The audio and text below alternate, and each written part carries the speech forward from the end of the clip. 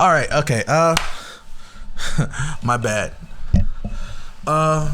So, welcome to Millenniacs. Yeah, that was obnoxious AF, but that's just been what's been going on with stuff and things. It's been like that. Sometimes you need a little bit ASMR to get you by. No, I'm kidding.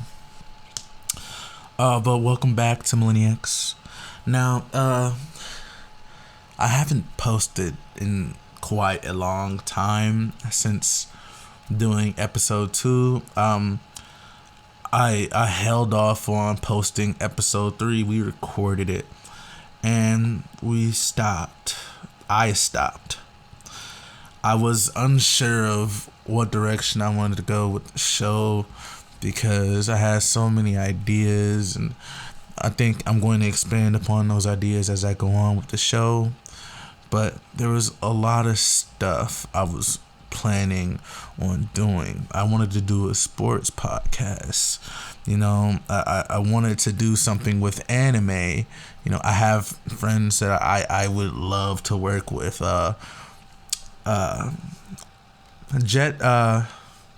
Jet the Prophet being one of them.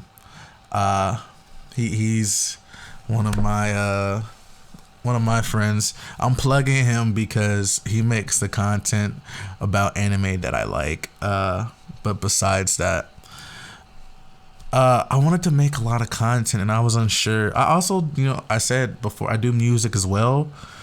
And so, at one point I was worried because I was doing this instead of writing or beat making, and whenever I did start doing that type of stuff, it would either be incomplete or I didn't like it before, fix some things and be like, no, that's not it. Now I haven't scrapped anything, thank God. I've learned better because you'll be able to use that stuff in the future when nobody's thinking about that stuff. That stuff can be the future sometimes, but I was discouraged a little bit, man. You guys don't know, I work simple BS jobs. I work at a grocery store and a restaurant. I think, obviously, I feel like those are dead end jobs. I just graduated in December, and so I haven't really been job searching or anything. I haven't really. My focus has been so either non-existent or on like multiple different things at once, like. And I don't do well with that. I have to focus on one thing at a time. I don't have Mom here today. I don't have Mother Nature here today for the episode. I wanted it that way because this is going to get a little deep. So besides what's been happening, with the podcast stuff and the music, which thank God that I got out of my writer's block and my production block. But with this next upcoming project, 1245, you have to ask at what cost did it come? And oh man, I don't think you guys are prepared for all of this. So during the time, obviously the Heineken flu hit, everything was kind of like stagnant. I had to sit at home and chill. Episode 3 is talking about being locked in. It was like that, and I had to pick up that extra job just to feel something. Just to be active. I couldn't stay at home. But during the time, I was cooking a lot more. I was at home a lot more. My dad, he was in and out of the hospital the previous 6 months. Uh, Now it wasn't consistent in out, but he was in for quite a long time. He was out for quite a long time, and then back in. Now when I say, at what cost did the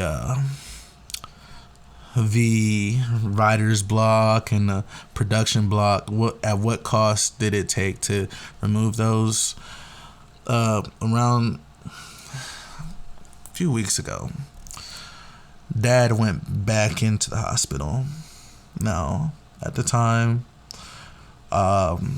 we wanted to take him home, and we wanted to make sure he made it home. He lives in Alabama. He lived in Alabama originally, and that was where all of our family was. It seemed like the best bet, but we needed to make sure he was getting better, and he was not getting better. He was not progressing. In fact, he was regressing. At the time, my grandmother was in the hospital down south as well. That was his mom. And so, unaware of what's happening, they're both having conversations with each other. I guess they were both aware that they were both sick, and that we didn't know if either of them were going to make it. What was unexpected was that... give me a second. Oh, Jesus. This is different. May 20th. There was a weird energy in the air. There was something up, and I could not understand why. There was a vibe. There was a weird vibe. Weird vibe. And I can remember Mom saying, it's like, I smell death in the air. The beginning of May. Because the beginning of May was when her mom died. May 6th, to be exact. Now, I think about that now, and it's just like, wow, like something so strange happened so quickly, just due to speaking something in existence. Now, I told her, it's like, man, like, you put it in the air, Mom, you can't say that, you can't do that, I was just kidding, but I was kind of serious, and we didn't know what was about to happen. Fast forward to May 20th. I received a call from Mom on video messenger, Google Duo.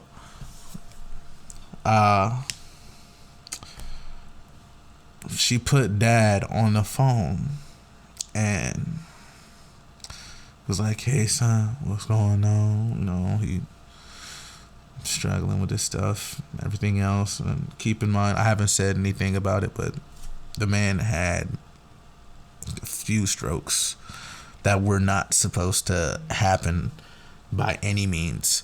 So, like, the fact that he's like, hey son, what's going on, how you doing, and he's still talking to me, I was like, he's struggling. That's the first thing I saw. And as I was talking to him, I'm like struggling to look this man in the face, and I couldn't figure out why. I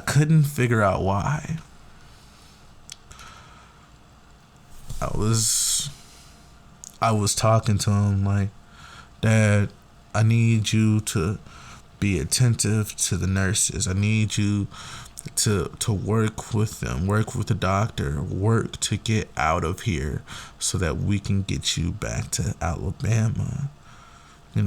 Be receptive of their ideas, please. If you don't do it for anybody else, including yourself, do it for me. Mom said it was probably the most he opened his eyes and actually listened and received somebody's words. And she said after that, he really respects what you say. He really respects what you have to say. He does. I didn't think about that, actually. But I didn't think about any of that because there was no thought in the back of my mind that later that night I would experience what I was about to experience. Nothing would have prepared me to ever think, damn, that's the last fucking conversation I really had with that man. And I didn't say anything crazy. I didn't say anything stupid. I was encouraging, but I don't know how I would have felt if I would have said some fuck shit to him, man. I think about that stuff. I try to be aware of this and how I feel and where I'm at, and where my mind is, what my goals are, and where my psyche stands with all of this when it comes to these things, because it's like I this is the most self-aware I've been, and it's not even my fault. Oh man, I didn't realize though that later that night he would pass. Mom was telling me, it's like, shit, I just received a call from the hospital. It's like, Nate, I need, please come. It's like, if you don't want to come, I'm like, I don't know how serious this is. Obviously mom's freaking the fuck out. That's the first thing I thought. It's like, she's concerned, let me go. Little did I know, she didn't even say anything. There was no good fair warning besides be prepared. I wouldn't have known, but it was, by the time we had made it there, it was, excuse me. Yeah. I double taked because I was in disbelief.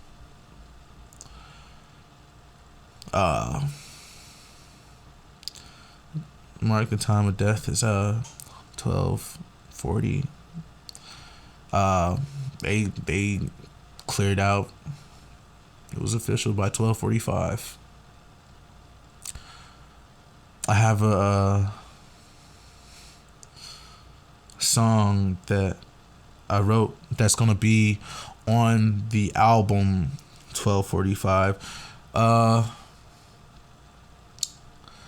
and it's literally probably one of the singles that's on there. 12:45 is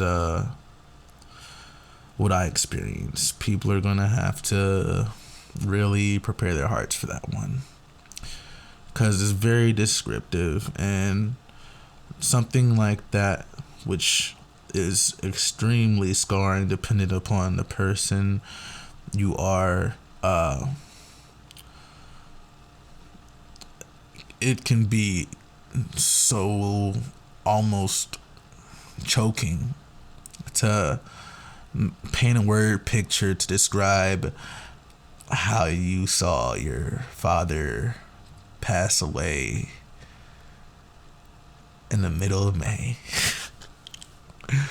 What is so ironic about this is that we received a call from down south, from Alabama, and oh man, thank you. Sorry, I had to check something. We received a call later that day.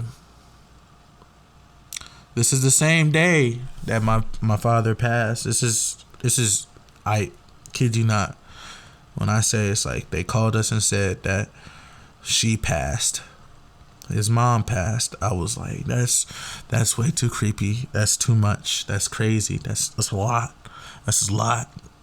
I had to figure out how I was feeling. I was stuck. I was absolutely stuck, shocked and awed. Like, this is way too sporadic. This happened so quickly. Yeah. It makes you think, it's like, I believe in God. What was his intentions here? What was he trying to do? What was he trying to say? What was he trying to accomplish? Without realizing it, what it was for, and what I think it is now is so that I can progress. I had a mixed relationship with my father. It wasn't tainted. It was just misunderstood, and I didn't understand why until after the funeral.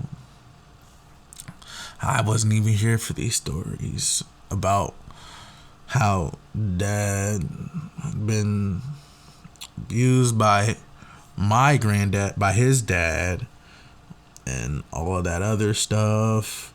I don't know what was going on. And then I didn't know that my aunt was the reason he got sent to live with his dad. I love that woman. I loved her so much. I'm gonna pray and pray and pray for her, because that was something I was like, damn, she been like that since a kid. That's the first thing I thought. It's like, damn, like, he was so misunderstood and nobody was able to actually like help him express that. He couldn't even express that himself. It was like he was choked up. And you suppress that long enough, and with such, stuff that happens when you're old enough to realize, like, oh, this is wrong. This is all wrong. Or maybe not even realize it, just sit there like, I didn't realize his living situation with his father was so horrid. I didn't realize any of that. And I tried giving him a chance. I tried, and it's like, nah. I tried, and I'm like, nah. All I wanted to know was about him. For a while, I wanted to learn about him so I can move on with my life. Learn why he's the way he was. Learn what made him tick. Why? You know why? Because learning him will help me learn me. That was the very thought that came to my mind. If I learn who my father is, I can learn about myself way more and prevent some of this stuff from happening. I can verbalize what I'm saying, what I feel, and what is on my mind, rather than hold that stuff. And that's so dangerous. That's so toxic. That could really, really destroy a person. And so,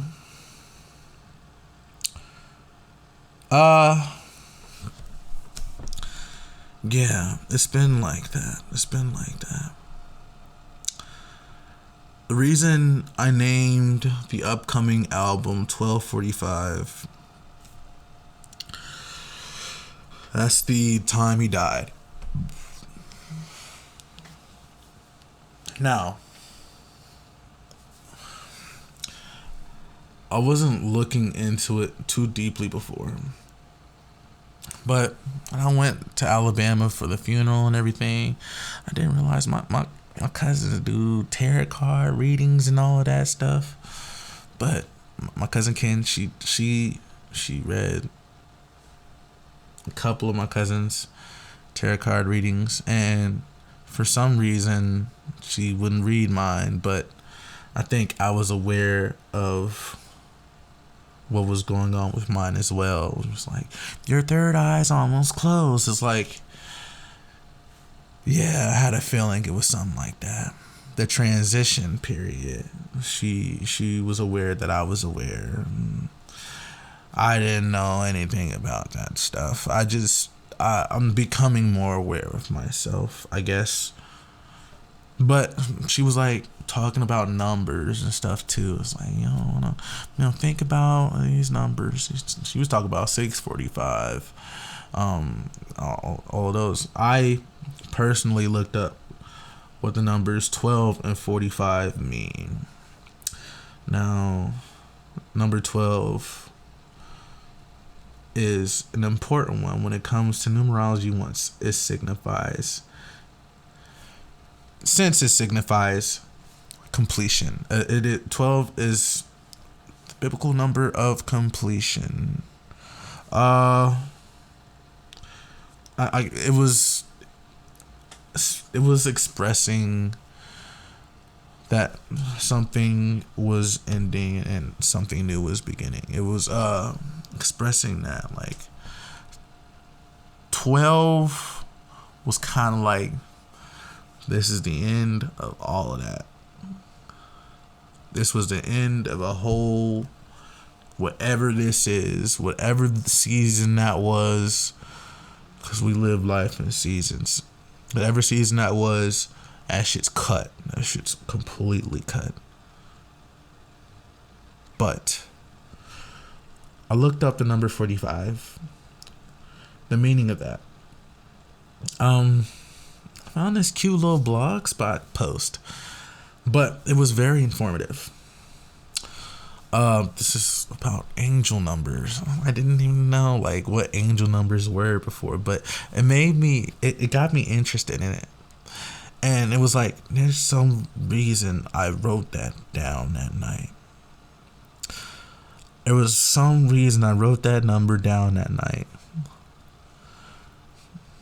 I'm not going to say what I was writing in a song because it gets it's too descriptive. It's just right there in your face. And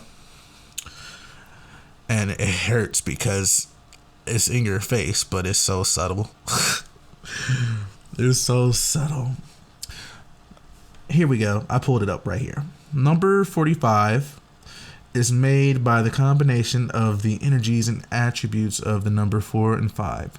Number 4 offers the vibrations of instinctual knowledge and inner wisdom, building solid foundations for the self and others, ability and stability, dependability and hard work. Achieving success are passion and drive and the energies of the archangels.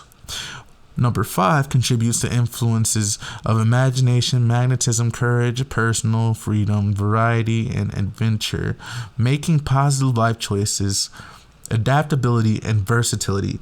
Life lessons learned through experience, resourcefulness, adaptability, and major life changes. Now, we go to the next part. Angel number 45 is a message from your angels to put your efforts toward the things in your life that embrace and enhance who you truly are, your lifestyle choices, and your life in general. Be prepared to make necessary changes that will bring auspicious opportunities to advance you along your path. Trust that these changes will bring better into your life in all aspects. So,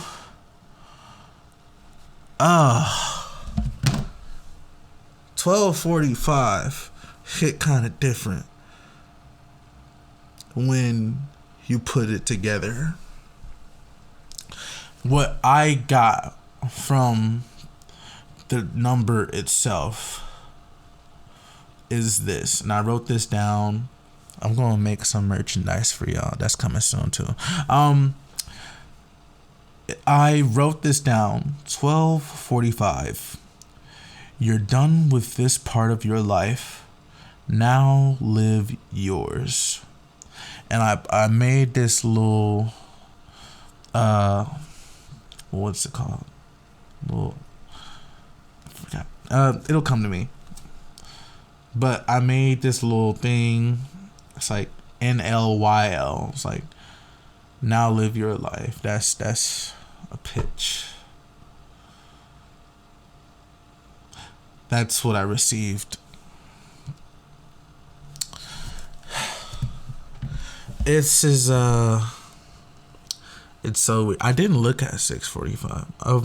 Honestly, I'm not gonna lie to you guys. I wasn't too close to my nana. I feel like when I was a kid, I tried to be, it was good. It was all fun. I was innocent. I didn't know any better. I enjoyed going down to Alabama when I was a kid, but when I started growing up, got in middle and high school, and that got cut off a little bit too. It was everybody's fault. It was everybody's fault, but I can't really say anything bad toward it. But people, and things don't always end up working together all the time and coming together all the time like you would think they would. It's like you're just now starting to realize that. It's like, no. Oh, jeez.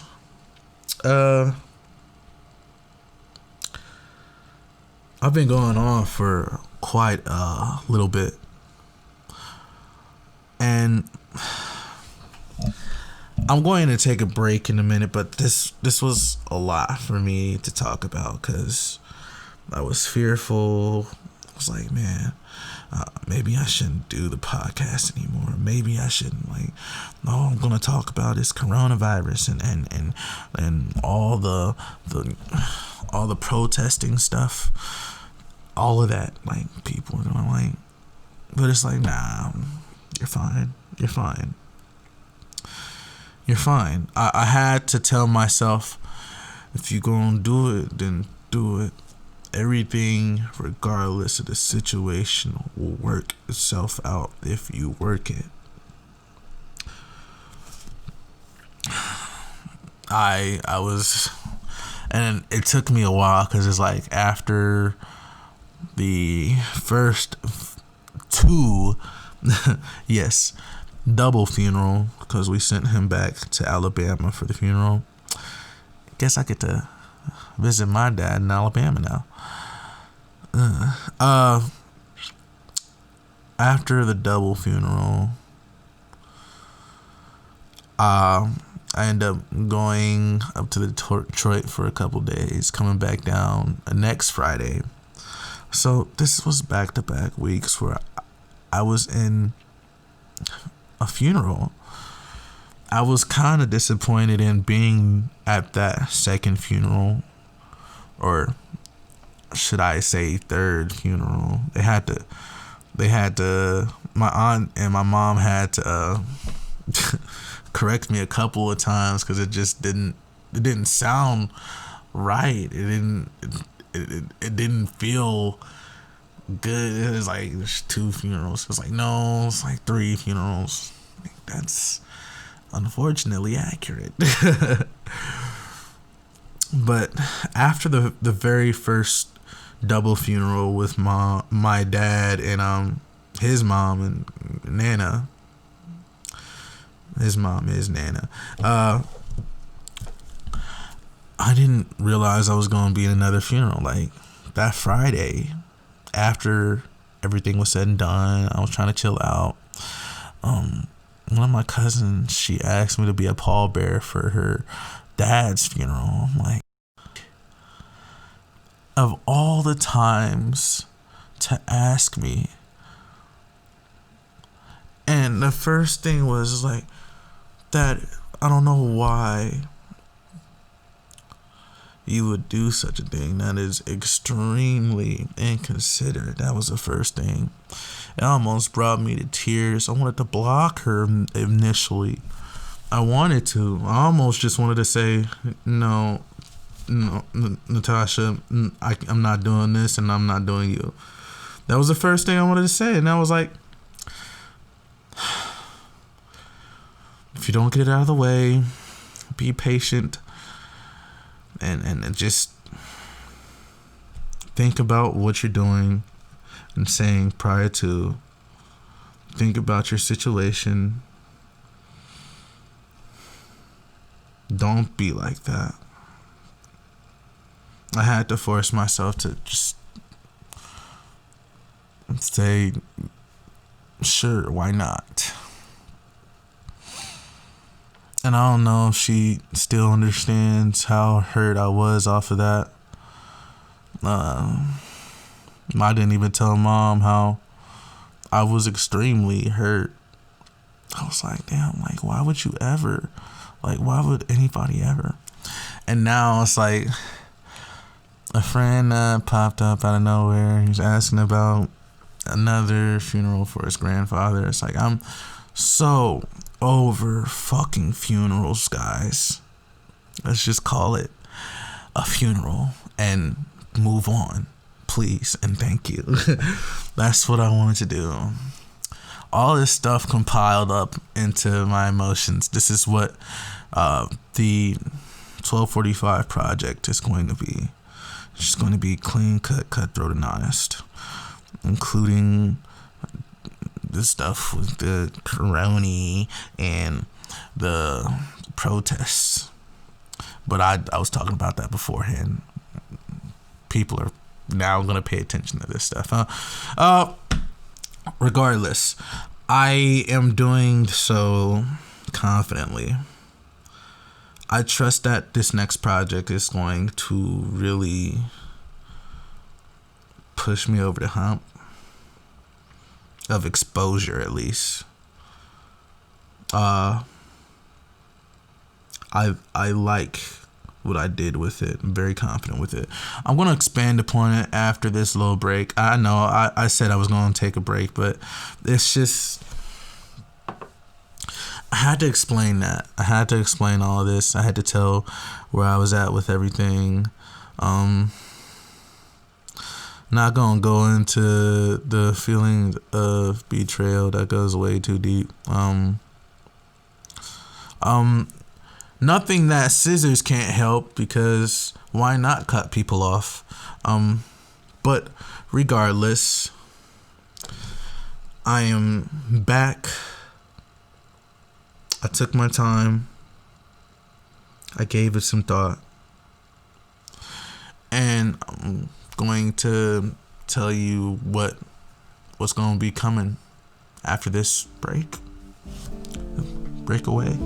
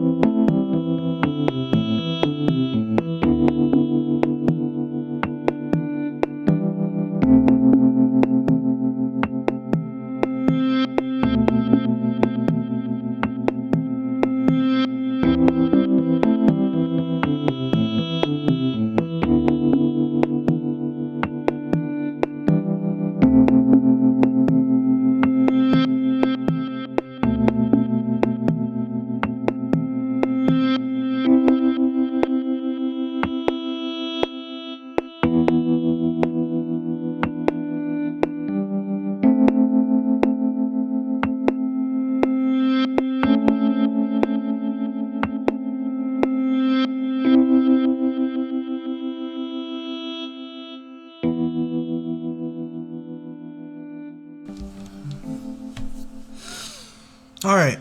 I'm back. I'm back.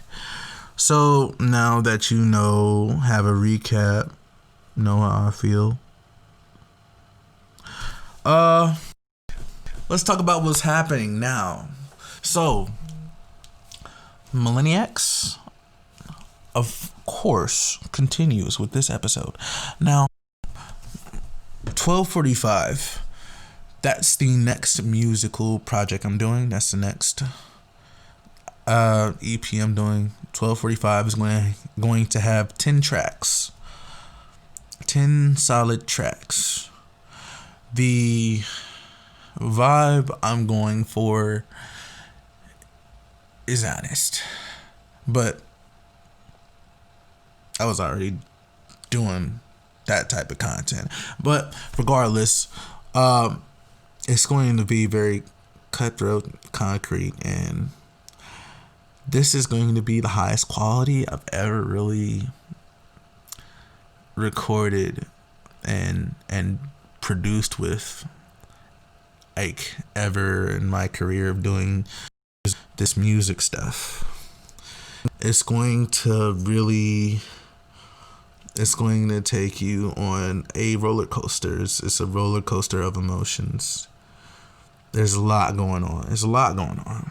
But it's centralized in a story type of format, I guess. It's not a story format. It feels like one though. Shit, this is the story of my life.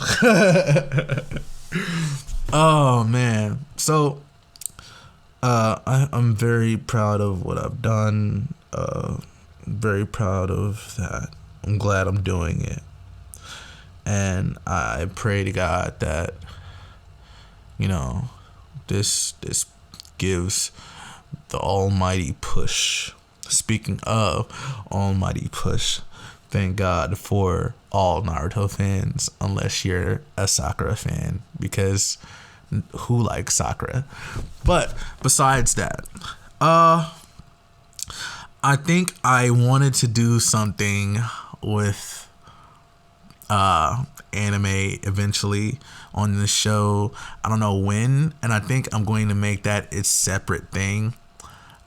Just make it Millenniacs Annie, Millenniani, or I don't know what I'm gonna do with it. I know who I want to collaborate with already though. Once again, Jet the Prophet. Yeah. So the anime stuff I want to continue doing. I'm going to do a segment where I analyze lyrics. Eventually, I'm going to start working that stuff in. I also, for 12:45, I'm going to start little line, just a little line, clothing line, of course. Now, if people really know me, they would know. It's like before Nate was doing the music, he was making t-shirts at this little t-shirt shop down the street from his old house, and he tried to get it started, get it cracking. There's people that still have, his stuff. It wasn't bad, it was good, it was good, but I could never get it started or going like I wanted to because I wasn't stacking my chips, and the nigga was always high. Thank God I am taking a break for right now because clarity is the best thing for me at the moment. But besides that, what I wasn't able to do with Rep Yo City, 937, what I couldn't do with that, I'm going to definitely accomplish with 12:45. Now, how are we going to do that? It's so simple, man. Adult Swim font. I'm dead serious. You're going to see, when you see the album the album cover is so simple and straight to the point. The merchandise is going to be straight to the point. LYL, not LOL for all of those. I don't know who spams LOL anymore, honestly. But it's LYL. Now, the meaning behind that, live your life. This expands upon the quote I wrote, which I want to do something cool with the quote I wrote. Maybe put it on the sleeves. You're done with this part of your life, now live yours. It would be NLYL, but it would be better just to do LYL. It just seems much easier. So I've figured out. I know how I'm going to do it. On top of that, I'm going to light a fire under my friend Manny Bravo's ass, because we have music that we've done together that has yet to get out, and it's pretty much done. I'm not gonna rush, because I do have my own content. I'm not gonna push, but I'm gonna pester a little bit. Gonna pester just a little bit. Ah, man. Sometimes you need that little nudge. And we're waiting on certain things and everything else. I'm like, damn, I done did this, that, dip it, that, down. Already about to drop. Oh, man. I was confident before, now it's just like a little impatient. This is one thing that these events have taught me throughout the past 6 fucking months, is that I have become extremely impatient with such bullshit. And I think that the lid has officially popped off. So I'm doing all this stuff. I'm doing what I want to. And I'm going to execute what I need to. Do what I have to. Grind what I need to. Grind when I want to. I want to do everything it takes to fulfill my desires now. Become more selfish. Because I can't even see people as me anymore. I have to see people how people see me. Now, I'm not going to expand upon that idea, because it's just like, man, it just literally just how it is. Like, I see people, like I see myself. I want to treat myself right. I want to treat myself fairly and everything else. I want to spread the wealth. I see other people as very selfish. People are going to do as they please, ask what they want, and they gonna move along like nothing happened. That's what I've seen. It's not everybody. Y'all know who y'all are. Y'all know who y'all aren't. Regardless, I'm becoming more selfish, and thank God for that, because I don't know, man. I don't know. I had to see some things. Wake up. But kickstart like I drank some coffee and started running sprints on a track. Kickstarted like a bike.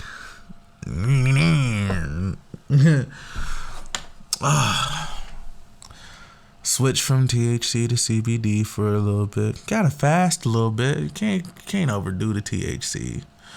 You get numb to it. Thank God I switched, so I can enjoy that when I get back to it. But I'm making changes.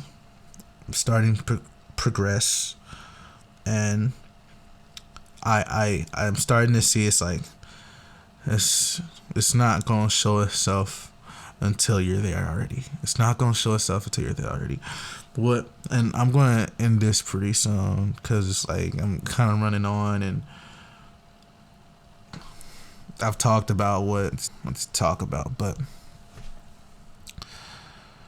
it's time to go. I was talking about all this stuff, and I was scared. Everything else is like, what the fuck are you scared for? Like, I finally got the word.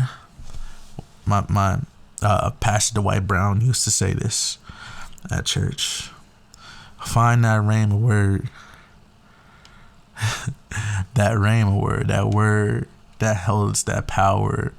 You have the power, but the word holds the power as well. As how you do it, is what you use it for. Now, that word for me was go. I received, it's time. Whatever happened before now is not gonna matter. I remember those tarot card readings she was giving them, and she said, I don't want to read yours. I was like, yeah, I know. And I remember she had said, people, and this is what I received from kind of what I'm feeling from you. It's like people are going to be mad at you once you realize what you going to do, what you want to do, once you start executing your plan. I didn't realize that what she was saying, but I realized it was getting around that time. It was like a glimpse. It's like, it was literally when she said that, it was kind of like a click. Something clicked in my mind. It's like, I know who, I know what, I know when.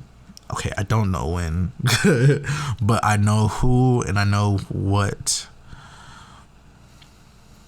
So I'm starting to execute my plans, and you have to do that as well. You have to start going, pushing for your dreams. It's like, Ma didn't instill that shit in you, or your pops didn't instill that shit in you, unless they believe that. I believe that anybody with a working, able body, an able mind, or one of each, like one or the other, if you have at least one of these, I believe that you have the ability to do what you set your mind to, regardless of if that thing takes time or if it's an instant. You have the ability to do what you want. And I'm starting to realize that for myself. Now, here's the funny part. Not everybody has that ability. And once you get it, it's game. You're going to start seeing these things. You're going to start seeing these people. You're going to start seeing things move. You're going to start seeing people move. You're going to start seeing people move away. And then you're going to start seeing people move in. If you leave those people who left behind. Who are those people? I don't know.